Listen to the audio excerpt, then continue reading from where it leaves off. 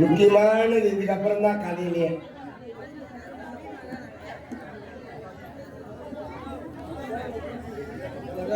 ஆக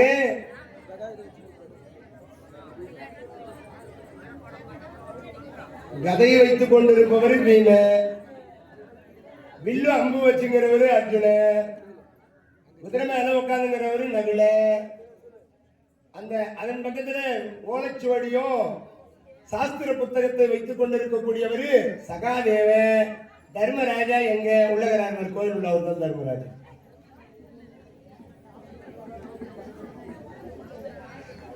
கருட வாகனத்திலே பகவான் நேற்று பிறந்தவர், அவர் நேற்று இருந்து அங்கதாங்கிறார்,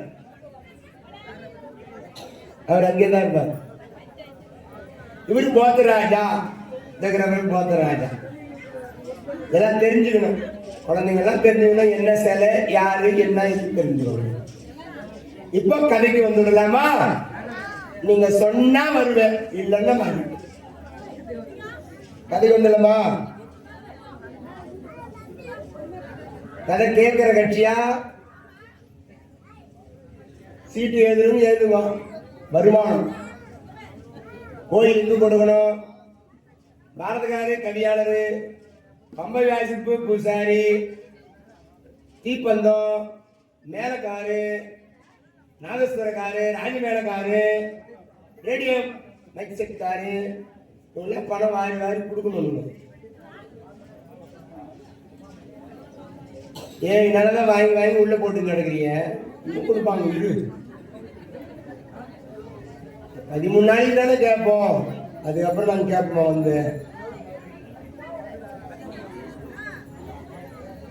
டிஃபன் பாக்ஸ் கொடுக்கலாம், மிக்சி கொடுக்கலாம், மோதிரம் போடலாம், செயின் போடலாம், பாரதக்காருக்கு வெள்ளி தங்கம்.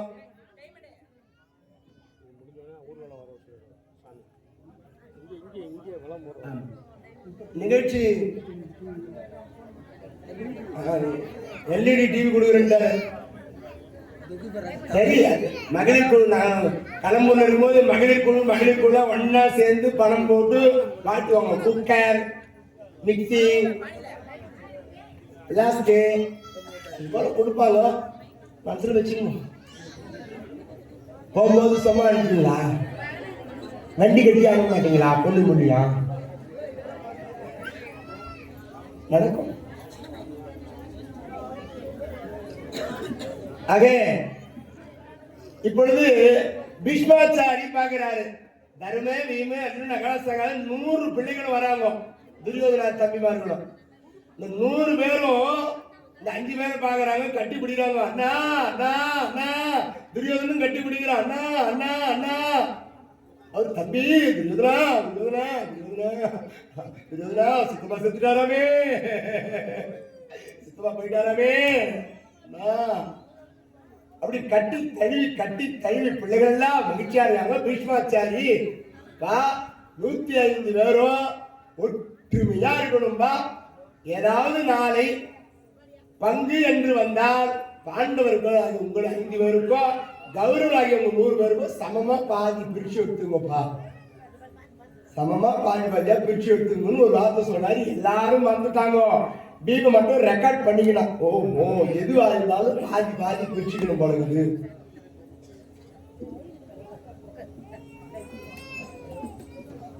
வச்சு வச்சு தேங்காய் பாதி பாதி எடுத்துக்கலாமான்னு கேட்கிறாரு. நான் என்ன பண்றது?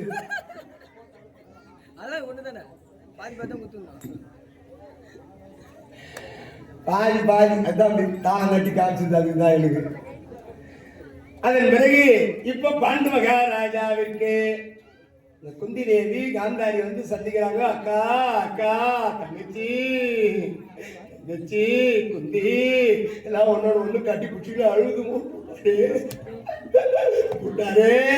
விட்டாரே.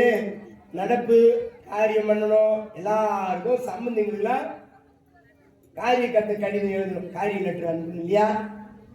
அப்போ எல்லாருக்கும் லெட்டர் எழுதுறாங்க. கிடக்குதுன்னு போகுது. அங்க ஆயர்பாடி எங்க போதா? வசுதேவர்கிட்ட போகுது. குந்தி தேவி அம்மையாருக்கு அண்ணன். அங்க போன உடனே அந்த கடிதத்தை வாங்கி பார்த்தா பாண்டு மகாராஜா மாண்டு போனாரே. எல்லாரும் நடுப்புக்கு படைக்கிறதுக்கு பணம்லாம் வாங்கிட்டு அவங்க பாட்டு வராங்க. இவர் வரும்போது பகவானும் வராரு. இந்த ஓலையை பார்த்து இங்க பிள்ளைகள் எல்லாம் விளையாடுறாங்க, விளையாடி மகிழ்கிறாங்க. இந்த பிள்ளைகளுக்கு எப்படி விளையாடுறாங்கன்னா அரசர்களுக்கு உரிய விளையாட்டு விளையாடுறாங்க. பிள்ளைகள்லாம் வந்தாங்க, பார்த்தா துரியோதன எல்லாரும் டேய் அண்ணன் தாண்டா நமக்கு எல்லாம் மேல சொன்னா கேட்கணும். ஆகையினாலே அண்ணனை அரசனாக்கலாம் அப்படின்னு தர்மராஜாவை அரசனாக்கிட்டாங்கப்பா எல்லாரும் சேர்ந்து. தர்மராஜா பார்த்தார், தம்பி துரியோதனா நீ எனக்கு சேனாதிபதியாக இரு. என்ன பண்ண எனக்கு தாண்டா சேனாதிபதி பட்டம். தடிப்பயன் கம்முனு, உன்னை விட பெரிய துரியோதனா வந்தா சேனாதிபதி, நீ துணை சேனாதிபதியாக இரு. ஆகட்டும் ஆகட்டும் அப்படின்னா அவன் துரியோதனே சேனாதிபதி, இவன் துணை சேனாதிபதி. இந்த பிள்ளைகள் எல்லாரும் காவலர்கள். எல்லாம் வரிசையா நிற்கிறாங்க, காவல் நீட்டி வச்சு நிற்கிறாங்க. அப்படி நிற்கின்ற பொழுது என்ன நடக்கிறதா, ஒரு மதம் பிடித்த யானையானது அரண்மனைக்குள்ளே புகுந்துச்சான். மதம் பிடிச்ச யானை அரண்மனைக்குள்ளே புகுந்தது. பார்த்தார் தர்மராஜா.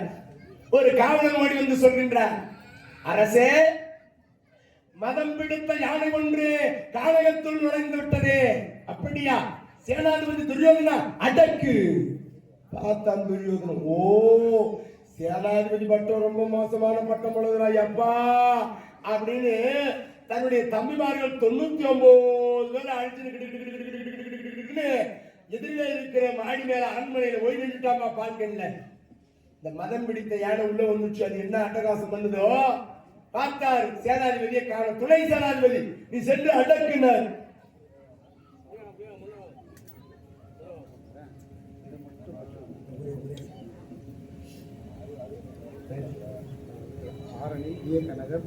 ஆரணி விஏ கனகரை சேர்ந்த அருமை பெருந்தகையாளர் ஆரணி விஏ கனகரை சேர்ந்த செல்வராஜ். செல்வத்திற்கெல்லாம் ராஜ் இவர்தான். செல்வத்துக்கு தலைவன் மேசராசி ஐயா அவர்கள் இங்கு அடியங்களுக்காக பொன்னாடை பொறுத்து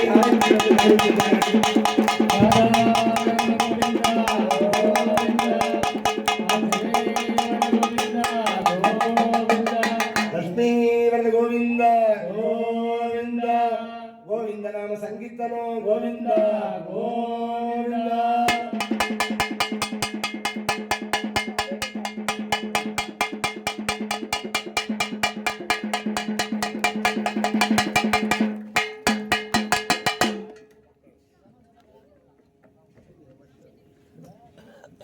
சிறப்பான முறையிலே இங்கு விண்ணமங்கலம் மேட்டுத்தெரு நடராஜன் தரிகார் வீடு அம்மனுக்காக 50, தெல்லூர் படவெட்டான் வீடு தும்பூர் மன்னாச்சாரி அவர்கள் 501 ரூபாய் இந்த அம்மனுக்காக வழங்கியிருக்கிறார்கள்.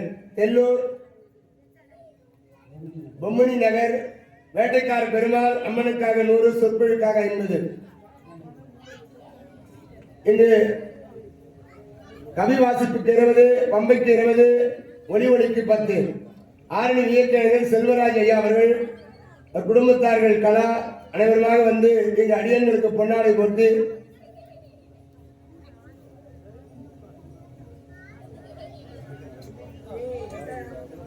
பாரதிதாசன், ஜமுனா, உமா மகேஸ்வரி, சரத்குமார், கௌசலையம்மாள், மீனாட்சி அந்த குடும்பங்கள் அம்மனுக்காக 200, அடியன்களுக்காக 100, கவிபாடுக்கு 100, பம்பைக்கு 100, ஒளிக்கு 100, மங்களவாத்தியம் 100, ஏகாலிக்கு 100, ராஜமேன் 100, கோவில் பூசாரிக்கு 100 ஆக வாரி வழங்கியிருக்கிறார்கள். அந்த குடும்பங்கள் பல்லாண்டு காலம் வாழ்வாங்க வாழ வேண்டும். தனலட்சுமி, பி பழனி, ஆதி குடும்பத்தினர்கள், ராந்தத்தை சேர்ந்தவர்கள் அடியன்களுக்காக 100, டி பாலாஜி, கவிதா, ரஞ்சித், ராந்தம் அந்த குடும்பத்தார்கள் அம்மனுக்காக 100, அடியன்களுக்காக 100, கவிக்கு 20, பம்பைக்கு 20, ஒளிக்கு 20, மங்களவாத்தியத்துக்கு 20, ஏகாலிக்கு 20 வாரி வழங்கியிருக்கிறார்கள். அந்த குடும்பங்கள் பல்லாண்டு காலம் வாழ்வாங்க வாழ வேண்டிக் கொண்டு இன்னும் பாரதி தயானந்த் ஜமுனா குடும்பத்தினர் காலை அம்மனுக்காக பிரசாதம் மதிய அன்னதானம் வழங்கினார்கள். அந்த குடும்பங்கள் இன்னும் பரிசு பொருட்கள் வழங்கியவர்களும் டி பாலாஜி கவிதா குடும்பத்தினர், கார்த்திக் ஜீவா குடும்பத்தினர், ரஞ்சித் மழலைகள், தவிஷ்கா கனிஷ்கா பில்டர் காயின் இன்வெஸ்டராக விளங்கக்கூடிய குடும்பத்தார்கள், இங்கு பரிசு பொருட்களை வழங்கிய குடும்பத்தார்கள், முனியம்மாள் டி பாலாஜி கவிதா குடும்பத்தார்கள் இங்கு வாரி வழங்கியிருக்கிறார்கள். இந்த குடும்பங்கள் பல்லாண்டு காலம் வாழ்வாங்கு வாழ எல்லவல்ல திரௌபதி அம்மன் சமேத தர்மராஜாவை உள்ளன்போடு வேண்டி விரும்பி கேட்டுக்கொள்கிறோம். ராதாரமண கோவிந்தா, ஆச்சாரிய கோவிந்தா கோவிந்தா கோவிந்தா.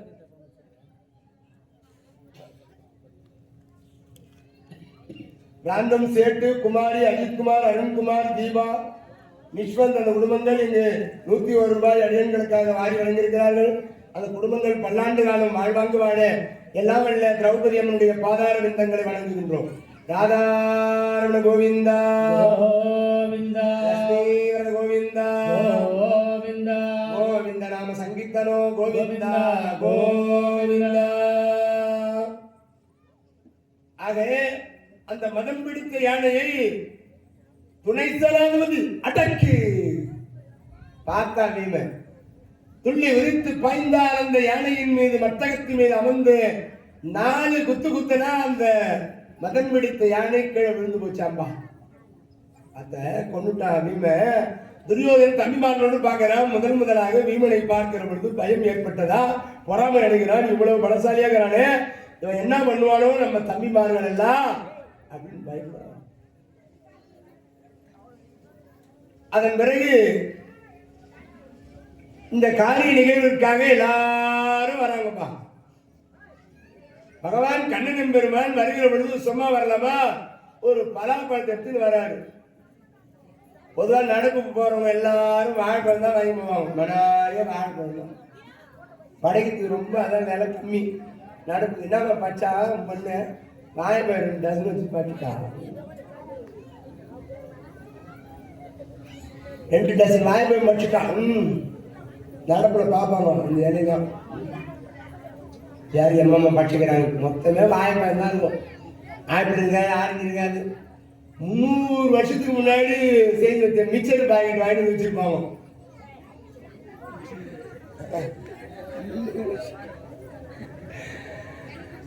அந்த நடப்புக்கு வரும்போது எல்லாம் வாழைப்பழம் இவர் பலாப்பழத்து மரம் சும்மா பழமா நடப்புக்கு போகும்போது இந்த பலாப்பழத்தை கொண்டு வருகிறாராம். வரும்போது பகவான் நடப்புக்கு வராரு. அப்படி பலாப்பழத்தை கொண்டு வருகிறார். வந்த உடனே முதல்ல தன் அத்தையை பார்க்கிறாரா. அத்தை அத்தை அத்தை மாமா போயிட்டாரா அத்தை, கண்ணா என் பிள்ளைங்க பாத்தியா, நீதான் கண்ணா கண்ணுக்கு கண்ணா பாத்துக்கணும். நான் பாத்துக்கிறேன், அதுக்குதான் பலாப்பழம் எத்தனை வந்து குழந்தைக்கு நான் பாத்துக்கிறேன். வரும்போதே பலாப்பழம். அந்த பலாப்பழத்தை தர்மராஜா கையில கொடுத்துப்பா சாப்பிடுப்பான். தர்மராஜா பீமா இந்த பலாப்பழத்தை பிரிடா. பலாப்பழத்தை பிரிக்கிறான் பீமஜான. அதுல சொலையை தனித்தனியா எடுத்து எண்ணி பார்த்தா 105 சொலகுது. 105 பலா சொலை ஒரு பலாப்பழத்தில் இருக்குமா? பகவான் வருகிற பொழுதே மகாபாரத யுத்தத்தை நடத்துவதற்காக பலாப்பழத்தில் வைக்கிறாரா வேட்டு. பகையை ஏற்படுத்துவதற்காக பலாப்பழத்தை உருவாக்குகின்றார். 105 சொலையுடைய பலாப்பழத்தை உருவாக்கி கொண்டு வராரா. மகாபாரத யுத்தம் என்று நடத்துவதற்காக செய்த லீலையில் ஒண்ணு. அப்போ தர்மராஜா கையில கொடுத்த உடனே ஆளுக்கு ஒரு சொலையா பங்கு கொடுக்கணும் அப்படின்னு தர்மராஜா துரியோதன கையில் ஒண்ணு கொடுத்தாரு. பீம கையில் ஒண்ணு கொடுத்தாரு. அவன் வாயில போட்டு பார்த்தான். சாப்பிட்டா கொசு மாதிரி உள்ள போய் வச்சான். அவனுக்கு பத்தல. தாத்தா என்ன சொல்லுகிறாரு, தாத்தா என்ன சொல்லுகிறாரு, என்ன சொன்னாரு, எதுவா இருந்தாலும் பாதி பாதி. 105 சொலையில பாதி எவ்வளோ? 105 சொலையில பாதி எவ்வளோ?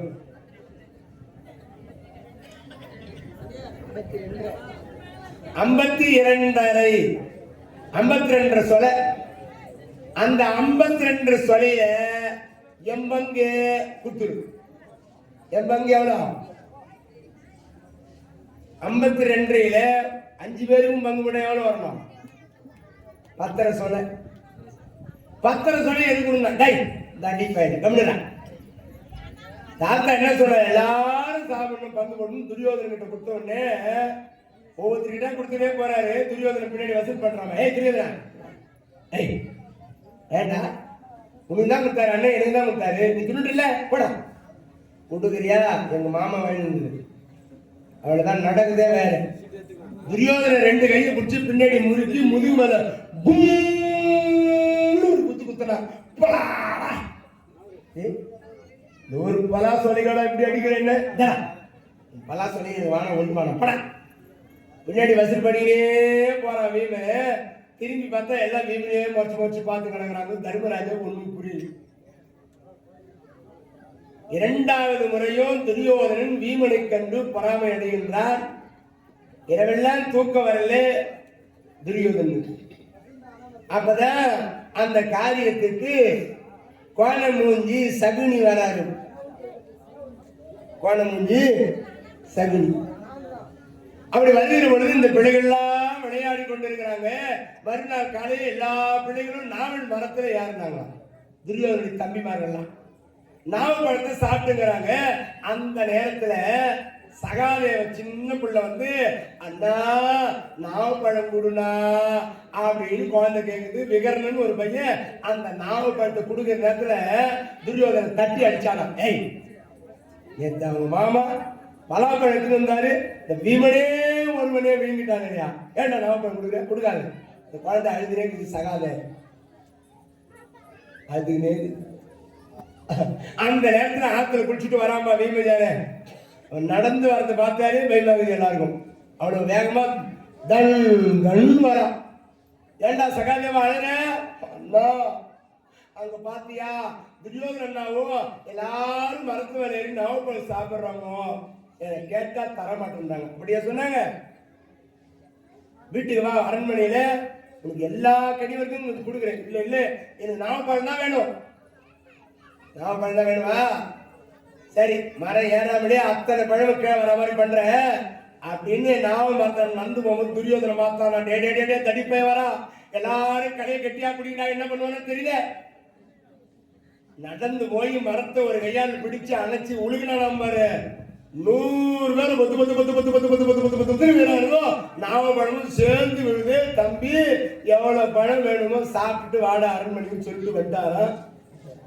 யமனை போலவே நடக்கிறானா மீன்.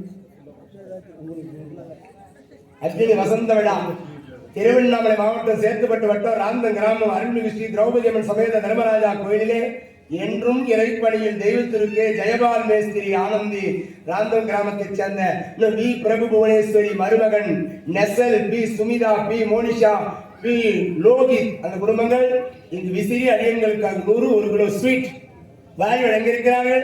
அந்த குடும்பங்கள் பல்லாண்டு காலம் வாழ்வாங்கு வாழ வேண்டும் என்று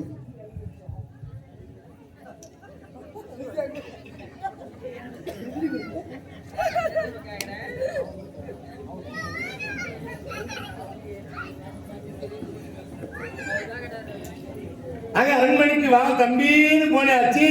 இப்போ அந்த கோணம் மூஞ்சி சகுனி இந்த காரிய லெட்டர் அவனுக்கு வந்தது. ஏன் அவனும் சம்மந்தம் செய்யணும் இல்லையா? துரியோதனுக்கு சித்தப்பா செத்துட்டு இருக்கிறாங்களேன்னு அவன் சம்மந்தம் செய்யறதுக்காக அந்த கோணம் மூஞ்சி வரானாம். கந்தார தேசத்து தங்கம் பண்றதுல கலகம் கலகம் பண்றதுல இவன் தான் சிங்கம். சனா வச்சா சனி, குணா வச்சா குனி, முனா வச்சா முனி, இந்த கோண மூஞ்சி சகுனி. இந்த கோண மூஞ்சி சகுனி அவன் வரம்பா அப்படி நுண்டியே வரா. மருமகனே துரியோதனா மாமா. என்னடா துரியோதனா அழக ஓச்சி மாமா? என்னடா ஆச்சு? மாமா மாமா மாமா இந்த அந்த தடிப்பையன் நிம்மதியா இறங்கிறானே மாமா, அவனால நாங்க நிம்மதியா இல்ல மாமா. இந்த காட்டுல இருந்து வந்தாங்க எங்க நிம்மதி எல்லாம் போச்சு மாமா. ஏன்டா கவலைப்படுற? அந்த பீமனை அழிப்பதற்கு காரணம் கேட்கிறான் துரியோதனே. கவலைப்படாத, நேத்து அவன் மாமா வந்து எல்லாருக்கும் விருந்து கொடுத்தா இல்லையா, இன்னைக்கு எங்க மாமா வந்துக்கிறாரு, நடப்புக்கு செஞ்சு போட போறாரு. தர்மா பீமா நீங்க எல்லாம் சாப்பிடுவாங்க. பீம சாப்பிட்டு நல்லா தூங்குவான். தூங்குற பொழுது அவனை கைத்தல கட்டி கொண்டு போய் ஆத்துல போட்டுதான்டா. எப்படி யோசனை? அருமையான யோசனை.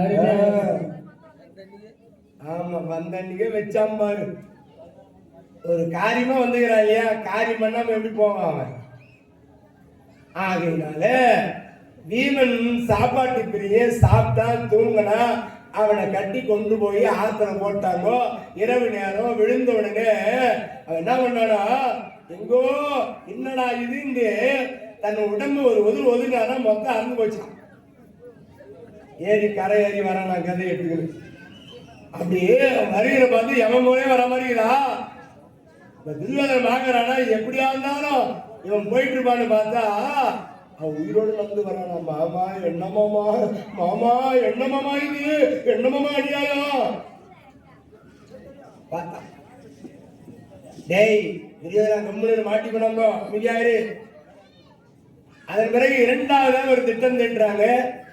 இந்த பீமனை கொள்வதற்காக காட்டிலே இருந்து விஷமுடைய பாம்புகள் அவன் தூங்குற இடத்துல விட்டுட்டா அவனை கொண்டுடலாம் என்று கடிய விஷமுடைய பாம்புகளை கொண்டு வந்து அவன் உறங்குகின்ற அறையில விடுகிறார்களா. பீமன் அது தெரியாம உறங்குறா. இந்த பாம்புகள் தான் வந்து கடிக்குதான் திரும்பி படுகிறானா.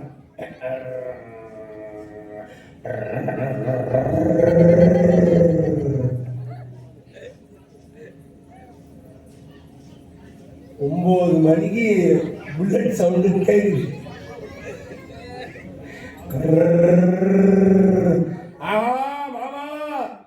பீம தூங்கிட்டா ஜன்னல் வழியா அத்தனை கொடி கொடிய பாம்புகளை இறக்கு. விஷமுடைய பாம்புலாம் இறங்குதான். அப்படி இறங்கி பீமனை போய் கடிக்கிறான். பாக்குறானா பீமஜான அத்தனை பாம்புகளும் கொசு நிறைய மூட்டை பிடிச்சி கட்டிட்டு பட்டு அடிச்சான். அடிச்சு பிசைஞ்சு போடுறான். ஒவ்வொன்றும் இந்த பக்கம் திரும்பி படுகிறான், அந்த பக்கம் கடிக்குது, அப்படியே அடிச்சு பிசைஞ்சு போடுறான். பாக்குறானா தூக்கத்துல ஏறிட்டான். நிறைய இந்த மூட்டை பூச்சி இருக்கிற அறையா பார்த்து எனக்கு விட்டுக்கிறானு பார்த்தியா இந்த துரியோதனன். அரண்மனையில வேற இடமா இல்லை, எனக்கு வேற இடமா இல்லை, மூட்டை பூச்சி கடிக்கிற இடத்துக்கு கொண்டு போய் விட்டுக்கிறாங்களே அப்படின்னு அந்த இடமே சரியில்லைன்னு இந்த பீமன் ஏறி நடந்து போனாராம். வேற இடத்துல போய் படுத்துக்கலாம், இடம் சரியில்லை. குக்கர்ல உருளைக்கிழங்கு போட்டு வேக வச்சா எப்படி இருக்குது, கரண்ட் ஆஃப் ஆயிட்டா அந்த மாதிரி இருக்குது. இப்ப காயிற வெயில் அப்படித்தான் இருக்கும். இப்போ அதன் பிறகு துரியோதனன் வந்து பாக்குறான் தம்பிமார்களோடு. மாமா வீம மூட்டான், மாமா வீம மூட்டான், ரத்த சகதியாகுது. உள்ள பார்த்தா மொத்த பாம்பையும் பிரசங்கி தள்ளிட்டு போயிடுறான். அவன் கடித்தன பன்னகம் நகம் கொள்கைகளா துடித்திட மற்குண தொகுதி போல் பிசைந்து இடித்திடும் முகிலன எழுந்து மாநகர் வடித்தவே துணைவரோடு எய்தி மன்னினான். அதன் பிறகு இந்த சகுனியானவன் ஒரு யோசனை சொல்றா. ஆற்றிலே இரும்பு வசிக்கலை நட்டு வைத்து ஓட்டப்பந்தயம் வைத்தால் வீமனுக்கு ரொம்ப பிடிக்கும். அதிலே உள்ளே தாவி குதிக்கின்ற பொழுது இரும்பு வசிக்கலை பலகையிலே குத்தி வைத்தால் அதுல போய் சிக்குண்டு மாட்டிக்கொள்வான். நீண்ட நேரமாக மீன்கள் எல்லாம் அவன் அழுகிய உடையை தின்றுவிடும். பழி நமக்கு இல்ல, வீண் தருவான். எப்படி சரியான யோசனை, அருமையான யோசனை மாமா. அதே மாதிரி இந்த ஆற்றிலே ஒரு ஓட்டப்பந்தை வைத்து பலகையிலே கடபாறைகளை சொருகி ஆழமான பகுதியில வச்சு ஏற்பாடு பண்ணிட்டு பீமனுக்கும் துரியோதனுக்கும் ஓட்டப்பந்தயம். பீம 1 2 3 அப்படின்னு ஜகுனி சொன்ன உடனே கிட்டு ஓடுறானா. ஆயிரம் வண்டுகள் ரீங்காரம் தான் அந்த ஆற்றுக்கு ஒரு அரை அடிக்கு மேல தண்ணீருக்கு மேல. என்னடா இது என்று பீம வாயுபுத்திரன் இல்லையா, காற்றின் அம்சமாக மூச்சை உள்ள இழுத்து வெளியே விட்டு அப்படி தாண்டி குதித்து உள்ள போய் பார்த்தானா பெரிய பலகையில நிறைய இரும்பு கூர்மையான ஊசிகளை சொல்லி வச்சுக்கிறானா. அதை எடுத்து வெளியே போட்டான்னா துரியோதனா வராதே, அவன் மெதுவா சுலோ மோசன்ல வரான். ஓட்ட பந்தயத்துல யாரோ ஒருவன் பிழை செய்திருக்கின்றான் நம்மை அழிப்பதற்காக. பாருங்கள் தான் துரியோதனன் தான் பாருங்கள், பலகையில இரும்பு வசிக்க நின்று வைத்திருக்கான் எவனும். தம்பி எவனும் நம்மை பழிவாங்குவதற்காக செய்திருக்கிறான். அந்த தாத்தா இடத்துல போய் சொல்லலாம், வேண்டாம் விடுங்கள் அண்ணா.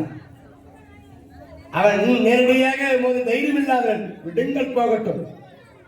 அதனையும் தப்பித்தாரா? பிறகு யோசித்து பார்க்கின்றான் சகுனி. மருகா, நல்ல ஒரு யோசனை.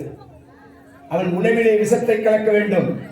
சாப்பாட்டு பிரியன் பீமனுக்கு உணவிலே விஷம் கலந்து கொடுத்தால் அந்த விஷம் உண்டு விடுவார். அவனை வடத்தாரை கட்டி கிந்தர்களை கொண்டு போய் சமுத்திரத்தை போட்டுலாம், நமக்கு பிரச்சனை இல்லை. அதே மாதிரி அந்த வீமனை வரவழைத்து உணவிலே விஷத்தை கலந்து விஷ உணவு கொண்ட அந்த வீமனை வடத்தாரை கட்டி கொண்டு போய் சமுத்திரத்திலே போடுகிறார்கள். மயிலாக மலை விழுந்தது போல விழுந்தானா? ஒரு காலத்திலே மலைகளுக்கெல்லாம் சிறகுகள் இருந்து தேவேந்திரால் வெட்டப்பட்டு அந்த மயிலாக மலையானது சமுத்திரத்தில் எப்படி விழுந்ததோ அதுபோல வீமன் விழுகிற போது விழுந்தானா? பொத்து அடே அப்பா! நாகர் உலகத்து நாகங்கள் எல்லாம் வந்து வெளியே இவனை பாக்குதா, கைகள் எல்லாம் கட்டுண்டு இருக்கு, மயக்க நிலையில இருக்கிறா. விஷ உணை உண்ட இந்த வீமனை எல்லாம் கடிக்குதுங்க, விஷம்லாம் இறங்குதான், பாம்புகள் செத்து போதான். எல்லா பாம்புகளும் போய் புகார் பண்ணுதான், நாகராஜா யாரோ தெரியல பூலோக வாசி, அவனை கடித்தா நம்ம நாகங்களா சாகுது. அப்படியா? அவனை போய் இழுத்து வாங்க. வீமனை போய் இழுத்து வந்து விடுறாங்க. நாகராஜா பார்த்து யாருன்னு கேட்டாரு. கையெடுத்து கும்பிட்டான் வீமன். விஷம்லாம் இறங்கி போச்சு. அவன் சாப்பிட்ட விஷம்லாம் அந்த பாம்பு கடிச்சதால விஷத்தை முறிச்சிடுச்சு. முள்ளால எடுத்த மாதிரி விஷத்தால் எடுக்கப்பட்டது. பீமன் பார்த்தான், நான் வாயின் அம்சமாக பிறந்த வண்டு மகாராஜாவுடைய பிள்ளை என்று சொன்னவுடனே மகிழ்ச்சி அடைந்த நாகராஜா பீமனை அங்கு தங்க சொல்கிறார், ஏற்பாடு பண்ணுகிறார். ஆடி பாடி மகிழ்ந்தார். காயம்பட்ட உடம்புக்கு மருந்தாக தேவாமிர்தம் இது. வீமா குடிக்கிறியா? அங்கு ஒரு கூட அமிர்தம் கொடுத்த உடனே இன்னும் வேணும்ன்றாங்க. அந்த நாகர் உலகத்தில் இருந்த 10 கூட அமிர்தத்தையும் நம்மளால குடிச்சிட்டாரு. 8 நாள் ஆகி போச்சு. இங்க 8 நாளா வீமனை தேடுறாங்க, கிடைக்கல. எங்க தேடினாலும் குந்தி தேவி சாப்பிடல, தூங்கல, புள்ள போயிடுச்சு, என் புள்ள போச்சே அழுகுறாங்க. பீஷ்மாச்சாரி எல்லாரையும் அனுப்புறாராம். டேய், யாராவது வீமை இல்லைன்னு சொன்னா தலையே இருக்காது, அந்த உடம்புல தலை இருக்காது, போய் வீமனை கண்டுபிடிச்சிட்டு யாரு எங்க போனாலும் அங்கேயே தேடி கிடக்கிறாங்க. எவனும் வந்து இல்லைன்னு சொல்லக்கூடாதான். எல்லாரும் தேடி கிடக்கிறாங்க. தேண்டத்துல திரும்பி தேடி கிடக்கிறாங்க. 8 நாள் ஆனோடனே தாய் ஞாபகம் வந்துச்சு இருக்கு. துரியோதனன் நினைக்கிறான், மாமா வீமன் போட்டான், மாமா வீமன் போட்டான். 8 நாள் ஆயிடுச்சு. இடம் கொண்டாடில என்ன மாமா, ஏன் மாமா எல்லாரும் ஆயுதம் வராங்க, ஆடி கொண்டுடுறேன். விஜய் நாம தான் பண்ணணும்னு தெரிஞ்சு போச்சுன்னா நம்ம கதை அவன் பீஷ்மாச்சாரி சும்மா விடுவாரா? டேய் கம்முனுடா. சரி மாமா, நீ சொன்னா சரி. 8 நாள் ஆனதுமே தாய் நாம வந்து நகராஜா எனக்கு கொண்டு போய் மேல விடுவோம். 10 வடை அமிர்தம் குடிச்சாரு. சரி போகிற பொழுது ஏதாவது ஒரு பரிசு கொடுக்கணும், இந்த கதையை எடுத்துட்டு போறியா? அந்த கதையை யாராலையும் தூக்க முடியாது. யமன் கொடுத்த கதையா. ஒரு காலத்துல யமன் பாசக்கயிறை மார்கண்டேயன் மீது போடுகிற பொழுது யமன் 8 வரைத்தான். அந்த மார்கண்டேயன் மீது போடும்போது யமன் ஒரு பக்கம் வந்து விழுந்தா, அந்த கதை வந்து ஒரு பக்கம் வந்துதான். அப்பேற்பட்ட சத்துரி காதலி என்று சொல்லும்படியான கதை யாராலும் தூக்க முடியாது. நாகர் உலகத்தில் இருக்கிறது. அதை போய் வீமன் எடுக்க சொன்னாங்க. அவன் எடுக்க மாட்டானு. அவன் இடது கையை தோல்மன் வச்சுக்கிறான் யமன் மாதிரி. பலம் வந்து 10 கூட அமிர்தம் முடிச்சு 16,000 யானை மரம் வந்துச்சு. கதை எடுத்துன்னு மேல வராம கொண்டு வந்து நாயகங்கள் கொடுக்குது. இவன் மரத்தை பார்த்தா யம தர்ம மாதிரியே வரானா. எல்லாரும் பாக்குறாங்க, ராஜா எங்க போனீங்க, உங்களை தேடி கிடக்குறாங்க, அரண்மனை எல்லாரும் அழுகுறாங்க. எல்லாரும் பாக்கலாம், யமனை போலே வராங்க. துரியோதனும் பாக்குறானா, மாமா மாமா மாமா மாமா யாரு மாமா? இவன் வளர்த்து பாருவா, எவனை போலே வரா, நடந்து வராரா, திம்முன்னு வரும்போது சொல்லி வராரா, நான் நாகர் உள்ளாங்கம் சென்றிருந்த அங்கு 10 கோட்டம் அமிர்தம் உண்ட 16,000 யானபலம் படைத்துள்ள. குந்தி தேவி வந்து பாக்குறாரா, அம்மா அதான் வந்துட்டேன். அந்த அம்மாவுக்கு அப்பதான் நிம்மதி பெருமிச்சு விட்டாங்களாம். எல்லாரும் மகிழ்ச்சியா இருந்தாங்க. எல்லாரும் கலைஞ்சு போனாங்க. பீஷ்மாச்சாரி பாக்குறாரு, என்னன்னா பீமஜான நாகர் உலகம் போய்க்கிறேன்னா யாரா இங்க பஸ் விட்டுது? நாகர் உலகத்துக்கும் இந்த அஸ்தினாபுரிக்கு யாரு ரயில் ரோடு போட்டாங்க? ரயில்ல போனானா, கப்பல்ல போனானா, எப்படி போனா அப்படின்னு ஒற்றர்கள் மூலியமா விசாரணை பண்ணி பார்த்தா துரியோதன உணவில் விஷம் கலந்து அவனை கங்கையில கொண்டு போய் போட்டா. சமுத்திரத்தில் விழுந்தவன் புத்துவாரம் வழியாக நாகருலகம் சென்று 8 நாள் தங்கியிருந்து 10 குடம் அமிர்தம் குடிச்சிட்டு வந்துகிறான். அந்த நாகராஜா கொடுத்த கதாயுதத்தை பெற்று வந்திருக்கிறான். ஏன் இப்படி செய்திருக்கின்றான் துரியோதனன்? என்ன காரணம்? இளம் வயதிலே பழி வாங்குகின்ற எண்ணம், கொலை செய்கின்ற எண்ணம் எப்படி வந்திருக்கு?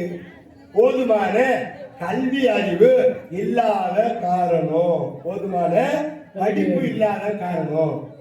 அதனால பிள்ளைகளுக்கு நல்ல படிப்பு கல்வி கொடுக்கணும் என்று அவர் சிந்தித்து அரண்மனையில் அமர்ந்திருக்கிற பொழுது இந்த பிள்ளைகள்லாம் வெளியே அரண்மனையில பந்து விளையாடுறாங்க.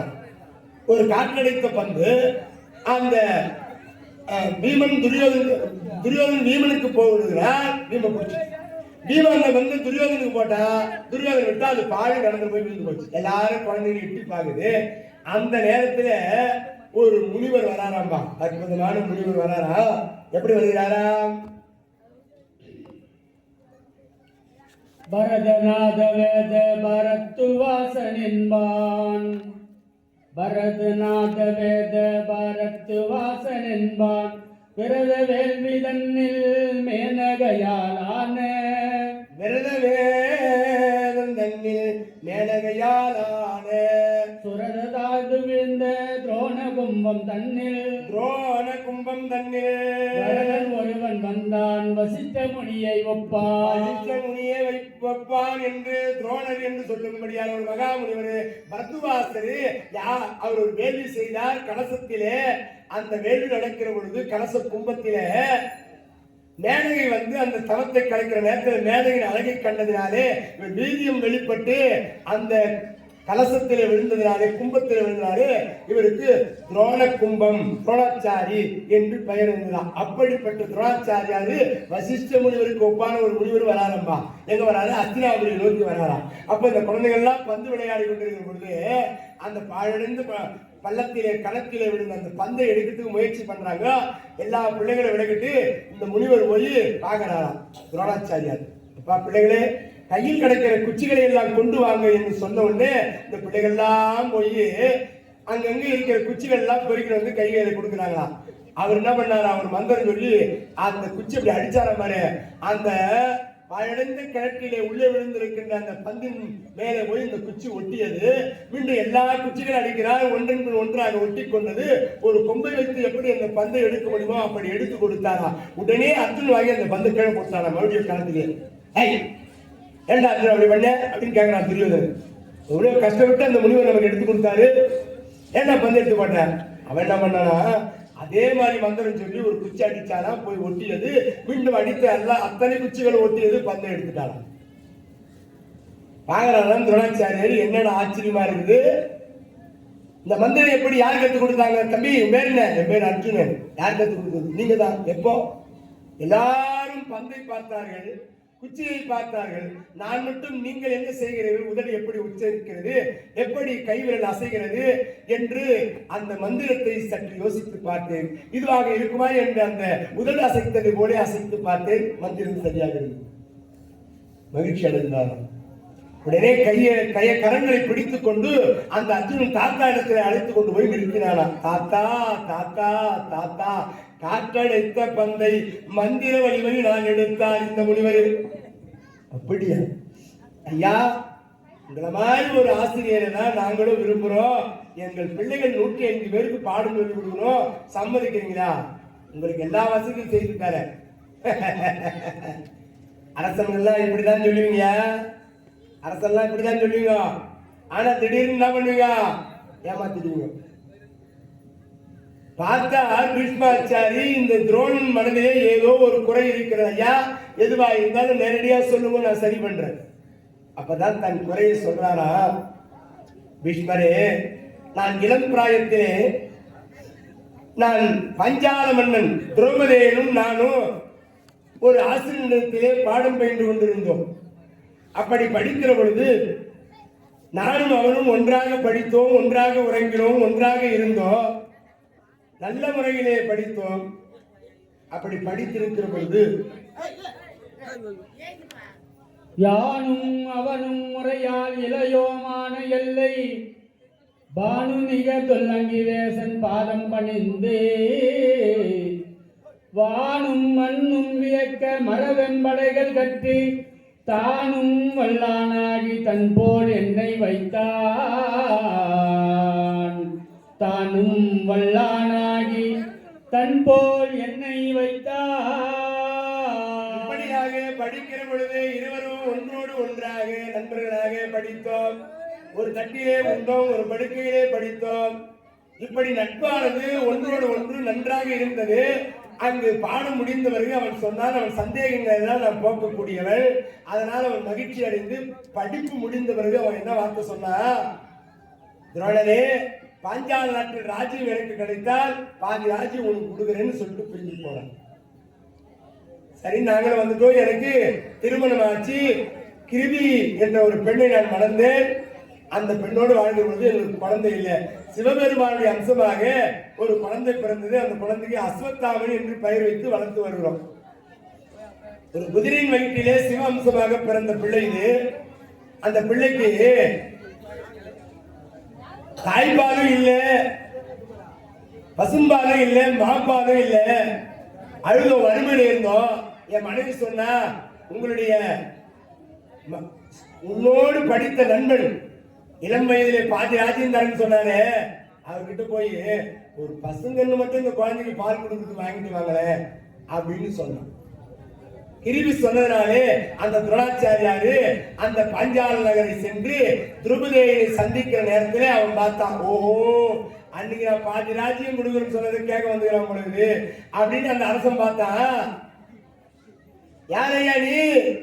இந்த வார்த்தையை கேட்ட உடனே அதே தூக்கி வாரி போட்டுச்சா துரோணாச்சாரியார்.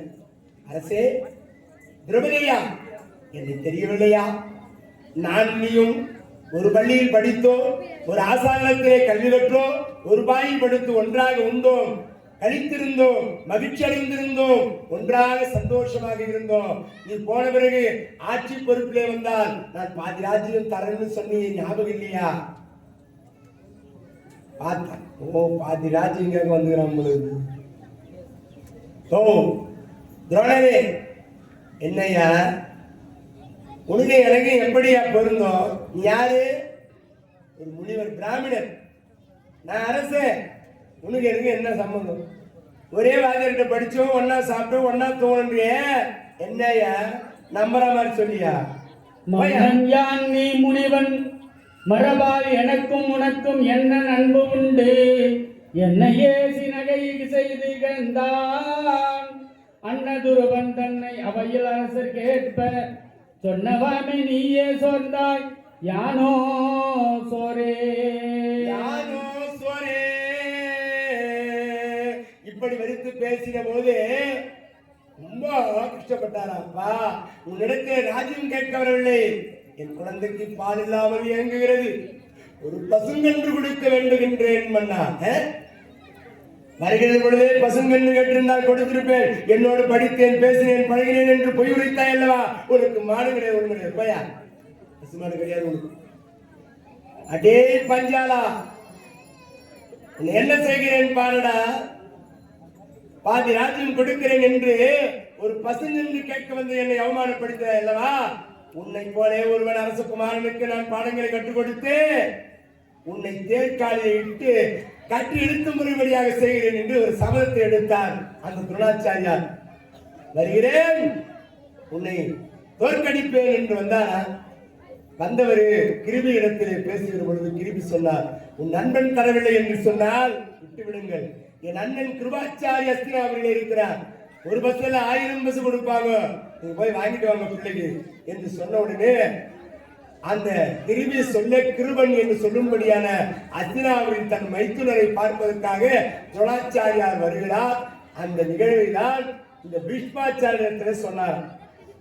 ஐயா துரோணரே, கவலைப்படாதீங்க, எல்லா வசதிகளும் நாங்க செஞ்சு தரோம், உங்களுக்கு மாளிகை கட்டி தரோம், உங்கள் பிள்ளையும் மனைவி இங்கே அழைச்சி வந்து விடுவோம், 105 பிள்ளைகளுக்கு பாடம் சொல்லி கொடுங்க என்று சொல்லி சிறப்பான முறையிலே துரோணாச்சாரியார் 105 பிள்ளைகளுக்கு பாடம் சொல்லி கொடுங்க. ராதாரமண கோவிந்தா.